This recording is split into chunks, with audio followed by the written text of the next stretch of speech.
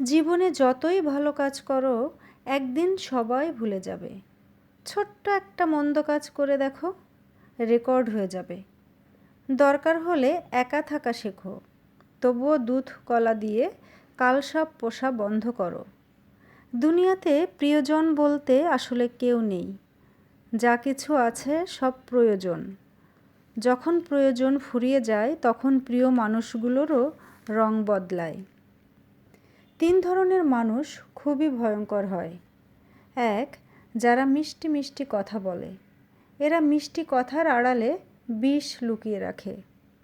আরেক ধরনের মানুষ যারা কথা বলে না কিন্তু আড় চোখে তাকিয়ে থাকে, এরা মনের মধ্যে হিংসা পুষে রাখে।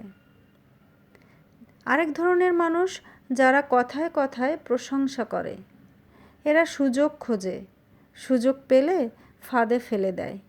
এরা চুপচাপ থেকেও ভয়ঙ্কর, কারণ এদের আঘাত অপ্রত্যাশিত ও গভীর।